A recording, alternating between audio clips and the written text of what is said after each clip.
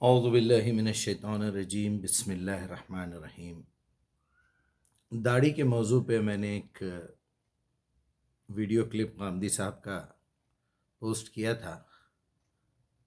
بہت سارے احباب نے ہمت افزائی بھی کی، کچھ ایسے محبوب اور کچھ ایسے احباب موجود ہیں جنہوں نے کچھ اعتراض بھی کیا۔ اچھا لگا مجھے، کیونکہ اعتراض کرنے والا کم سے کم اتنی تو ہمت رکھتا ہے کہ وہ آپ کے سامنے آ کے کوئی بات کر سکے، ورنہ ایک گروپ ایسا بھی ہے جو یہ سوچتا ہے کہ چلو ٹھیک ہے، کیا کرنا ہے، بحث کر کے چھوڑو، اپنا کیا لینا دینا ہے۔ تو اس سے سمجھ میں آتا ہے کہ وہ کتنا مخلص ہے دین کے معاملے میں، محمد رسول اللہ کے معاملے میں، اللہ کے احکام کے معاملے میں، قرآن کے معاملے میں۔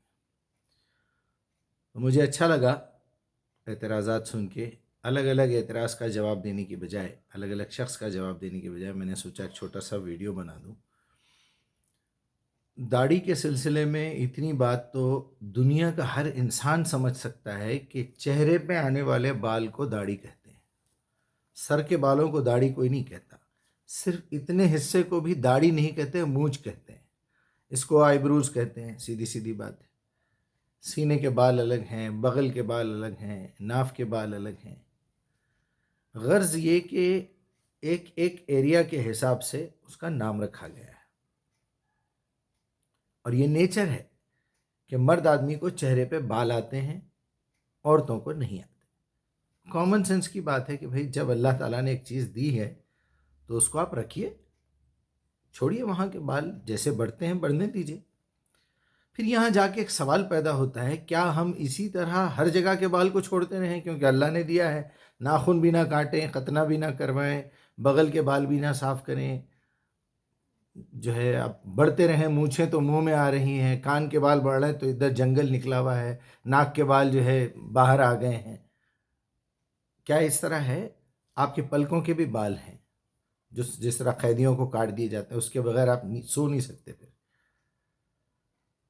تو سینے کے بھی بال نکال دیں، کیا کیا جائے ایسی حالت میں؟ تو اللہ تعالیٰ نے ایک تو 25% سینس آپ کو دے کے بھیجا ہے۔ وَنَفْسٍ وَمَا سَوَّاهَا أَلْهَمَهَا فُجُورَهَا وَتَقْوَاهَا۔ اللہ ایسا نہیں ہے کہ ہر چھوٹی چھوٹی بات میں جو ہے مداخلت کرے، بندے کو اتنی عقل دینے کے باوجود، اتنی سمجھ دینے کے باوجود، اشرف المخلوقات بنانے کے باوجود آپ کے ہر معاملے میں جو ہے گھس گھس کے یہ کرے۔ یہ بہت بری بات ہے۔ وہ خالق ہے، وہ مالک ہے، وہ پروردگار ہے، ہم اس کی مخلوق ہیں، اشرف المخلوقات ہیں۔ وَلَقَدْ خَلَقْنَا الْإِنسَانَ فِي أَحْسَنِ تَقْوِيمٍ۔ اس سے بہتر تقویم، اس سے بہتر کریشن کوئی نہیں ہے، اسی لیے اس کو اردو میں اشرف المخلوقات کہتے ہیں۔ اتنا سب کچھ دینے کے بعد، اتنی دنیا گزر جانے کے بعد، اتنے انبیاء آ کے گزر جانے کے بعد، ایک آخری نبی بھیجنا، اس کے ذریعے سے ایک مکمل نظام حیات بھیج دینا، ایک قانون بھیج دینا۔ اب دیکھنا چاہیے کہ کیا اس قانون کے اندر ایسی کوئی بات ہے؟ تو ٹھیک ہے بھائی، یہ اللہ تعالیٰ کا معاملہ ہے، ہم اس کی مخلوق ہیں۔ اگر وہ یہ کہیں لکھ کے دے دے کہ اپنی داڑھیوں کو بڑھاؤ یا ٹھیک کرو، اس کو خوبصورت بناؤ، ایک مٹھی کی بناؤ، بمبی تک چھوڑ دو، گھٹنے تک لا لو، کوئی بات نہیں، مونچھوں کو کتروا لو، تو ٹھیک ہے بھائی، اللہ کا حکم ہے۔ اور محمد الرسول اللہ کبھی اللہ کے حکم کی نہ خلاف ورزی کرتے، نہ 1% آگے جا کے بولتے، نہ 1% اس کو چھپاتے۔ کچھ بدو آ کے یہ پوچھے، جو کچھ بھی یہ ذخیرے میں ملتا ہے روایات کے، ہسٹری کے، کسی نے آ کے پوچھا، یا رسول اللہ ہم یہ دیکھ رہے ہیں کہ بھائی فلاں گاؤں سے ہم آئے ہیں، بدوی ہیں، یہ موٹی موٹی مونچھیں رکھ لیتے تھے، آج بھی موجود ہے۔ آپ ادھر گسیم چلے جائیے، خرچ چلے جائیے، جو بدو ہیں، حالانکہ ان کو معلوم ہے، لیکن مونچھیں بڑی بڑی رکھتے ہیں، منہ میں جا رہی ہیں۔ آکورڈ لگ رہا تھا۔ مکے میں بھی غنڈے آوارہ قسم کے لوگ آج بھی، آپ پنجاب چلے جائیے پاکستان میں، بڑی بڑی مونچھیں یہ گھما رہے ہیں، مونچھوں پہ داؤ دے رہے ہیں۔ کوئی کہہ رہا ہے کہ مردانگی کی نشانی ہے۔ زنخوں کو بھی مردانگی کی نشانی کیوں ہے پھر؟ وہ تو نامرد ہیں، ان کی بھی مونچھیں آتی ہیں، ان کی بھی داڑھی آتی ہے۔ کئی عورتیں ایسی ہیں جس کے چہرے پہ بال آ جاتے ہیں، وہ ہارمونز کا کوئی پرابلم ہے، آ جاتے ہیں۔ اس پہ اتنا بڑا تماشا کرنے کی کیا ضرورت ہے؟ رسول اللہ کی سنت ہے اور یہ ہے وہ ہے۔ اصل جو چیز فرض ہے، جو رسول اللہ نے حکم دیا، میری کتاب لوگوں تک پہنچاؤ، بلغوا انی ولو آیا، اور اللہ نے حکم دیا کہ اب تم آخری امت ہو، اب کوئی امت تمہارے بعد آنے والی نہیں ہے، یہ ساری دنیا محمد کی امت ہے۔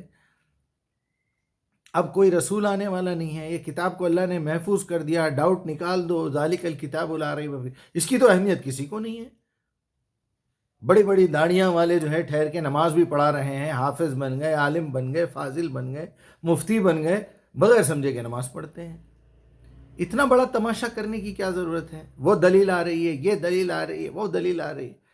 تو بھائی اگر اللہ تعالیٰ نے جسم میں دی ہے کوئی چیز، تو یہ جتنے سکھ حضرات ہیں وہ یہی سوچے ہوئے ہیں کہ اوپر والے نے جس طرح ہم کو پیدا کیا اسی طرح رہنا ہے۔ تو پھر بھائی آپ ناخن کیوں کاٹتے ہیں؟ آپ برش کیوں کرتے ہیں؟ آپ نہاتے کیوں ہیں؟ تو یہ اس طرح کی یعنی چھوٹے ذہن کی اور جہالت کی باتیں کر کے لوگ اپنی بے عزتی خود ہی کروا لیتے ہیں۔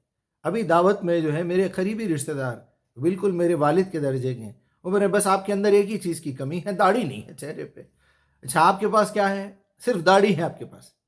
تو جو میں مثال آج آپ ان لوگوں کو دینا چاہ رہا ہوں وہ یہ ہے کہ اگر آپ محمد الرسول اللہ کی اتباع میں، تقلید میں، محبت میں، اطاعت میں اگر داڑھی رکھنا چاہ رہے ہیں تو پہلے اس واقعے کو تو دیکھیے کہ ان لوگوں نے آ کے پوچھا ہم یہ دیکھ رہے ہیں آپ کے اصحاب جو بھی ہیں یا رسول اللہ، ہم جو ہے ان کے جو ہے داڑھی رکھنے کا طریقہ الگ ہے، مکے کا فیشن الگ ہے، ہمارے گاؤں کا فیشن الگ ہے۔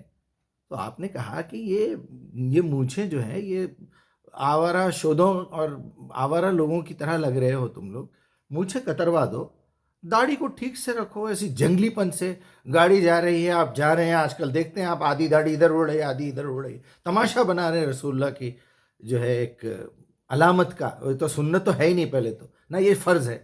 عجیب بیوقوف قسم کے لوگ ہیں، یعنی عقل پتہ نہیں ان کی کہاں رہتی ہے، یہ کیا سوچ میں زندگی گزارتے ہیں، نہ ان کو روٹی معلوم، نہ چاول معلوم، نہ سالن معلوم، نہ میٹھا معلوم والی بات ہے، نہ شکر معلوم، نہ نمک معلوم، جو آیا منہ میں کھا رہے ہیں بس، اسی طرح جو آیا ادھر سے سن رہے ہیں بس۔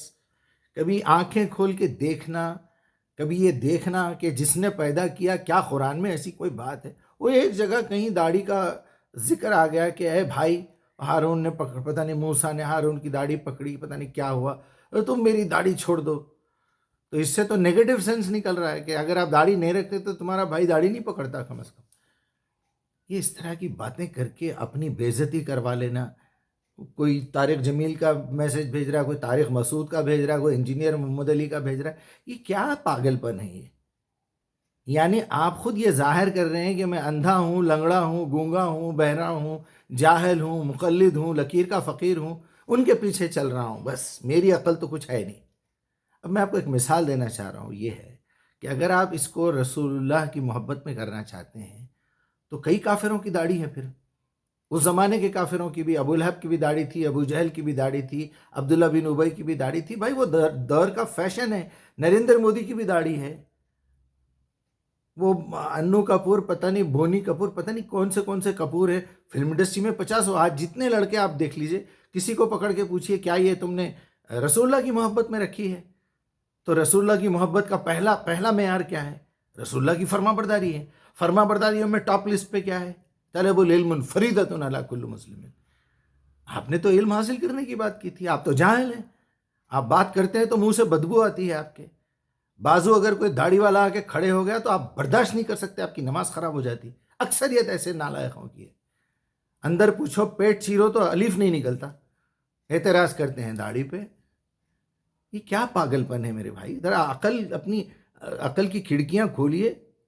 افلا تعقلون، افلا تدبرون، افلا تفکرون، افلا تؤمنون، افلا تنظرون۔ یعنی ایک پولیس والا اگر ایک نیا نارمل آدمی پولیس میں بھرتی ہو جائے، وہ پہلے ڈریسنگ کرنا سیکھ لے یا پہلے ٹریننگ کرے پولیس کی؟ ایک فوجی اگر ٹریننگ پہ جائے تو اس کو جو جنگلوں ونگلوں میں لے کے جایا جاتا ہے، ٹھیک ہے یونیفارم پہنا جاتا ہے، کیا اس کو اسٹارز پہلے سے لگ جاتے ہیں؟ یہ تو اسٹارز سے بھی بڑی چیز ہے۔ اگر آپ پوری قرآن سمجھ گئے ہیں، آپ پوری عربی زبان جانتے ہیں، آپ لینگویج سیکھ رہے ہیں، سکھا رہے ہیں، قرآن پڑھا رہے ہیں، قرآن کی دعوت دے رہے ہیں، آپ محمد الرسول اللہ کے ایز اٹ از ایک پورا نمونہ بن چکے ہیں، محمد الرسول اللہ کو اپنا آئیڈیل مان چکے ہیں، آپ سچ بولتے ہیں، آپ امانت میں خیانت نہیں کرتے، آپ یہ پوری لسٹ مکمل ہونے کے بعد سوچئے کہ میں رسول اللہ جیسا دکھوں، ورنہ اگر کبھی آپ کہیں کسی آوارہ لوگوں میں چبوترے پہ بیٹھے ہوئے نظر آ گئے اور اگر آپ کے منہ سے گالی نکل گئی، آپ جو صبح سے شام تک جھوٹ بولتے ہیں، اوورٹیک کرتے ہیں گاڑیوں کو، رانگ سائڈ گاڑی چلاتے ہیں، راستے میں تھوکتے ہیں، گھٹکے کھاتے ہیں، سگریٹ پیتے ہیں، شرم نہیں آتی منہ پہ داڑھی رکھ کے گھٹکے کھاتے ہوئے؟ شرم نہیں آتی جھوٹ بولتے ہوئے؟ شرم نہیں آتی وعدہ خلافی کرتے ہوئے؟ یہ پاگل پن ہے، یہی ہے منافقت، یہی ہے نفاق، ظاہر کچھ اندر کچھ۔ تو اس طرح کی باتیں کر کے خود کو ذلیل مت کیجیے۔ یہاں دنیا میں جو ذلیل ہونا ہے وہ تو ہونا ہی ہونا ہے، ذلیل ہو ہی رہے ہیں آلریڈی۔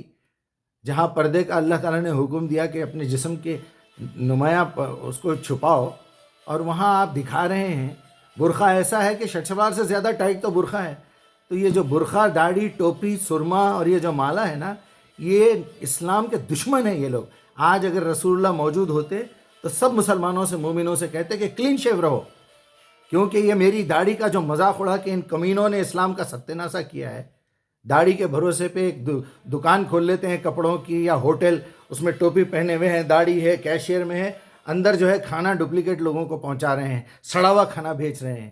میں نے کئی ریسٹورنٹس دیکھے ایسے، تیل غلط استعمال کرتے ہیں، گندی حالت میں وہاں کھانا پکتا ہے، حرام گوشت لایا جاتا ہے۔ دیکھنے میں تو داڑھی ہے اور ٹوپی ہے اور ایسا لگتا ہے کہ بس ابھی آسمان سے فرشتہ نازل ہو گیا اور بیٹھ کے جو ہے ہوٹل چلا رہا ہے یا کپڑے کی دکان میں بیٹھا ہوا ہے یا عطر بیچ رہا ہے زیادہ سے زیادہ۔ اور کیا کوئی science, technology, medical sciences, electrical sciences, اس پہ تو کوئی کام ہوتا نہیں الا ماشاء اللہ۔